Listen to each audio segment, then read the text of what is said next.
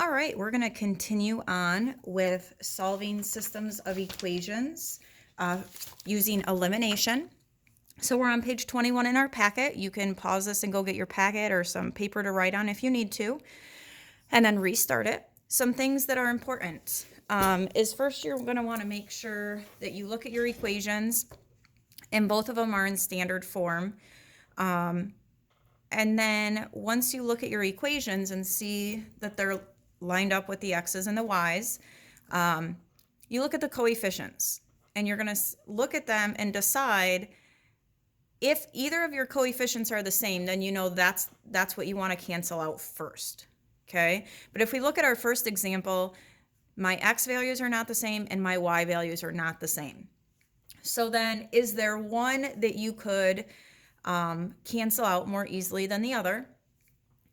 But I can't make a 2 into a 3. I can't make a 2 into a 5. So this one's not going to matter. So what we're going to do is we're going to decide, do we want to cancel out our x's or our y's? And let's just go with, how about we cancel out the y value? So to cancel out the y value, that means I need to get these to be opposites. So I know that 2 and 5 can both go into 10. So to make my 2 a 10, I'm going to need to multiply my whole equation by 5. So I'm going to do 5 times 3x, and that's going to give me 15x. Then I need to do 5 times 2y. It's going to give me a positive 10y. And I'm going to do 5 times negative 6, and that's going to give me a negative 30. Now for this one, I want to get this, because this is a positive 10y, my goal is to get this one to be a negative 10y. So in order to make this a negative 10, I know that I need to multiply by a negative 2. So we're going to do it to the whole thing again. Negative 2 times 2x is going to give me a negative 4x. Negative 2 times 5y is going to give me a negative 10y. And then negative 2 times positive 7 is going to give me a negative 14. Now that I have coefficients that are opposites that will cancel each other, now I'm going to add the two equations together. So I'm going to add them together. So I'm adding my 15x and negative 4x. So 15x and negative 4x, so different signs subtract, that's going to give me 11x. And then I have a positive 10y and a negative 10y, so those cancel. And all I have left then is my constants. I have a negative 30 and a negative 14, so same signs, I add and keep. It's going to be negative 44. Now it says to solve for the remaining variable. So now I need to get x by itself. I know that I can get x by itself. Right now it's being multiplied by 11. So the opposite of multiplying by 11 is to divide by 11. My 11's cancel. Negative 44 divided by 11 is going to give me a negative 4. So now I have my x value. Now I'm going to take this x value and I'm going to plug it back in to one of my two equations to solve and get y. It does not make a difference which one you plug it into. So let's just use our second one. So I'm going to do 2 instead of times x, it's going to be negative 4 plus 5y equals 7. And now my goal is going to be to get my y by itself. So 2 times negative 4 gives me negative 8. Bring down my 5y equals 7. Now if I want to get the y by itself, I have to move this negative 8. So we're going to add 8 to both sides. And when we do that, we're left with 5y equals 15. And then our last step, instead of multiplying by 5, we're going to divide. And we're left with y equals 3. So now we have the ordered pair of an x value of negative 4, a y value of positive 3. So we're saying this ordered pair is the solution to that system. All right, let's look at the next one. I have my x's lined up and my y's lined up. Neither of them have the same coefficients, so I can't cancel them out just by looking at the coefficients. I have to actually multiply them all by something. However, if I wanted to use my x's, I would have to multiply both equations by a number. But if I use my y values, I would only have to change my bottom equation. So my first equation, we're going to keep the same. We're not going to do anything to it. So I'm just going to bring it over. 3x plus 4y equals 11. Now my bottom equation, I want this 2y to become a negative 4y. That way those can be opposites. This is a positive 4y, I need this one to be a negative 4y. So in order for that to happen, I know that I want to multiply my bottom equation by a negative 2. So we're going to do negative 2 times 5x is going to give me a negative 10x. Negative 2 times 2y is going to give me a negative 4y.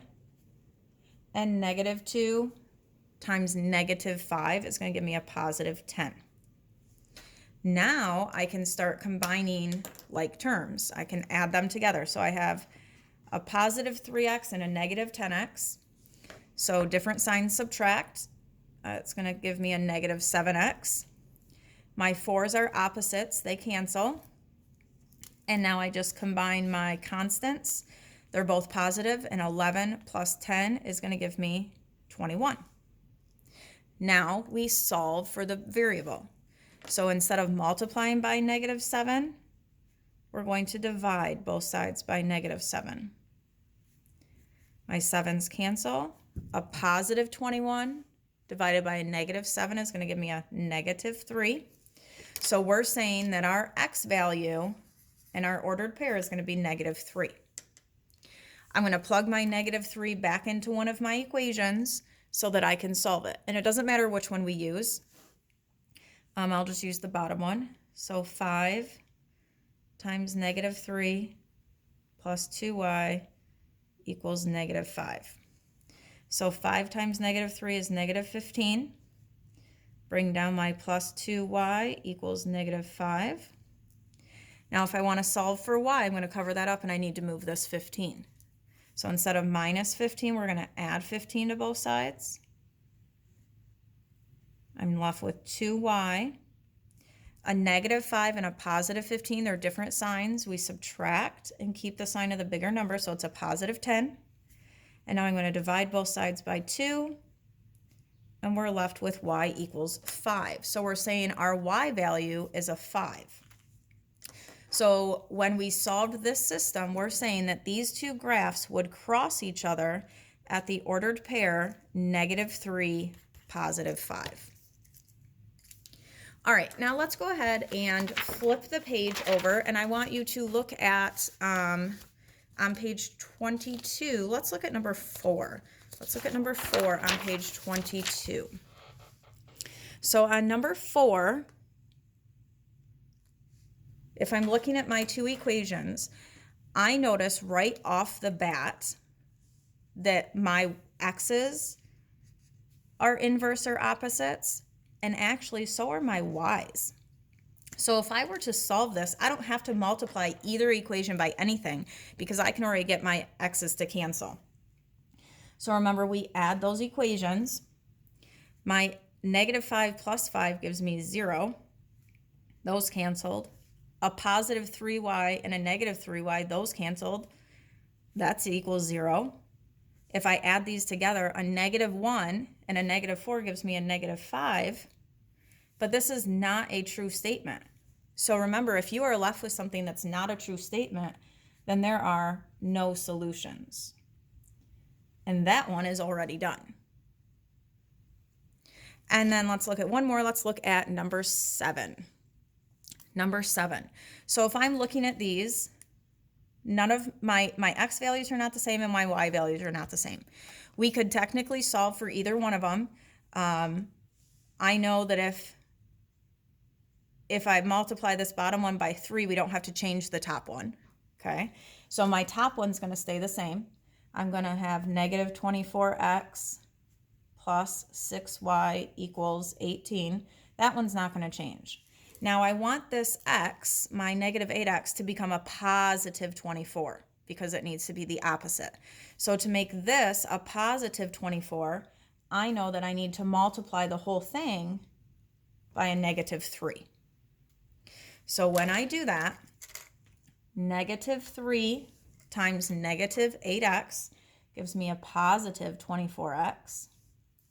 Negative 3 times 2y gives me a negative 6y. And negative 3 times 6 gives me a negative 18. Now I can add my two equations together.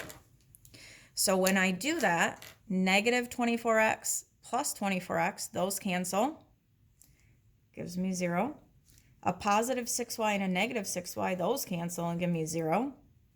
A positive 18 plus a negative 18, those cancel and give me 0. So this actually says 0 equals 0. That is a true statement. Remember, when you're left with a true statement, that tells you that you have infinite solutions, meaning this would be the graph of parallel lines.